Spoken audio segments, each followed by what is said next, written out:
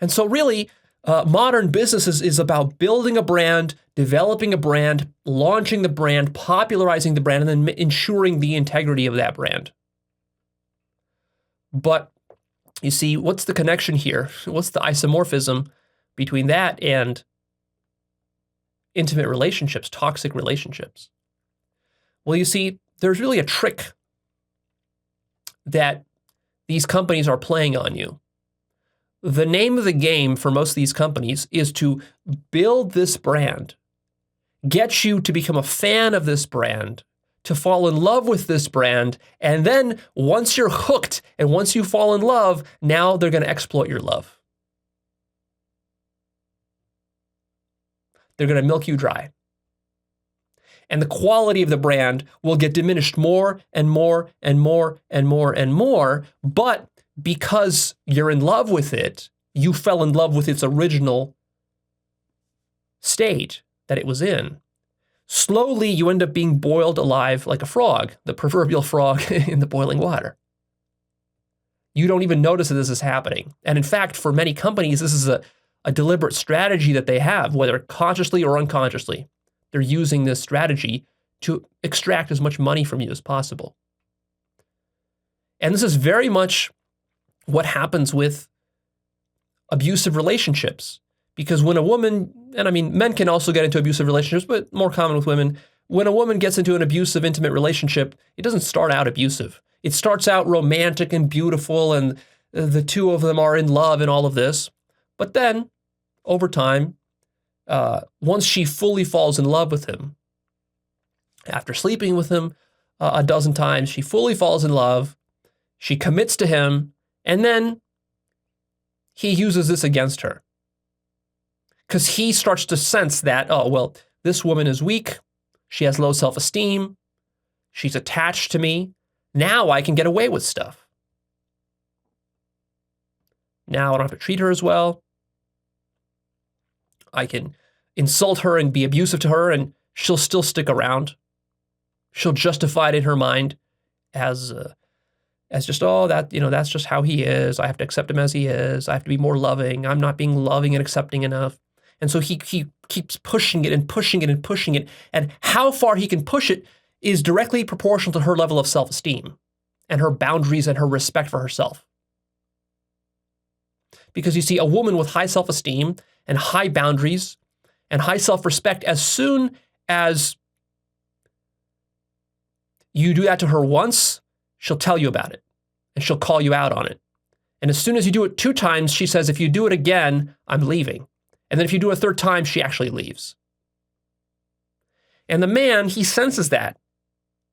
He senses how serious she is and how willing she is to enforce her boundaries. In a relationship, he sort of tests the boundaries to see what he can get away with, how selfish he can be.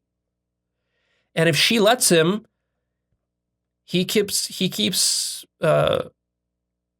being more and more selfish, and she keeps being more and more of a doormat. And then this can become very, very toxic in its most extreme forms. So notice the similarity here.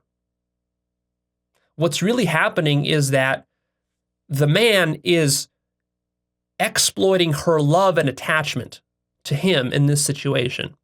And the company or the brand is also exploiting their customers' loyalty and love and attachment for the product or the brand to also be as selfish as they can get away with. So these brands are going to try to be as selfish as they can, because most of these companies are trying to maximize profits, up to the point where their customers will allow it and tolerate it. So let's give an example, because this is still very abstract. So let's say a really good example of this is like with Disney and Star Wars. So the Star Wars fan base is one of the most loyal fan bases in the world, which is why it's such a good example. Like Star Wars fans, the true hardcore fans, they are so deeply in love with Star Wars because of the original high quality of the Star Wars brand, stemming back from, the original episodes with George Lucas sort of the vision behind them, the originality, the novelty of them, the execution, the special effects. Like, it was groundbreaking, visionary genius type of cinema work back in the 70s and 80s. And then it's kind of gone downhill from there. But the fans, they're living for that nostalgia. And so now George Lucas has sold the brand off to Disney for a couple $2 billion. Now Disney owns it. And of course, does Disney really have a vision for Star Wars? Do they really care about the Star Wars universe per se? No, no CEO at Disney gives a fuck about the Star Wars universe. And he doesn't give a fuck about the fans either. He cares about the money. He cares about extracting maximum money. And so do the stockholders. And so do most of the advertising and PR people that work for Disney. They don't give a fuck about the actual brand or the quality or the stories or Han Solo. They don't care. All right. But you as the fan, if you're a hardcore Star Wars fan, you really care. You're invested in the story.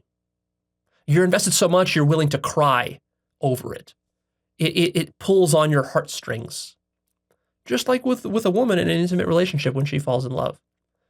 Right? She's not thinking logically or rationally about the relationship. She's not sitting there and doing a kind of a cost-benefit analysis, a cold, stark, logical, left-brained analysis of like, well, does this guy treat me well? Could I find a better guy who's maybe going to treat me better and be nicer to me and blah, blah, blah, blah. No, she's fallen in love. And she has a sense of uniqueness and scarcity about this guy. She feels like, well, but he's my one true love and I won't be able to find a replacement. No other guy is as good as this guy. Those other guys have their problems. They're inferior to this guy. This sort of fantasy is built up in your mind when you fall in love. This sort of illusion of uniqueness. Well, the same thing happens when you're a Star Wars fan. You also start to rationalize yourself like, well, yeah, the latest Star Wars, movies, they're not very good. But hey, it's better than watching Star Trek or something else. And maybe I have hope. I hope that that some creative visionary, Disney will hire some creative visionary that will come along and will revitalize the Star Wars universe and will bring it back to its glory days and recapture some of that nostalgia. And this nostalgia is this love, really, it's like a drug. You're addicted to it like a drug. You've literally, as a Star Wars fan, you've become a drug addict. And the drug is Star Wars. And Disney knows this. And they are the drug dealer. And they're going to keep supplying you and tempting you with little bits here and there. But the drugs that they're giving you, are these the purest, highest quality drugs? No. They're cutting these drugs with fentanyl and other garbage. Because, hey, that gives them more drug, gives them more money. And ultimately, they don't care about you. They care about the profits. Because they're selfish. And they were never in it to begin with for the love. They were in it for the money. Their love has been corrupted by money. What they love is money, not the art. See, what you want them to love as a fan is you want them to love the art of the story, of the universe, and so forth. But the people running these companies are not artists. They're not even creatives. These are business people. These are MBAs who have been taught how to extract and milk money through modern marketing methods.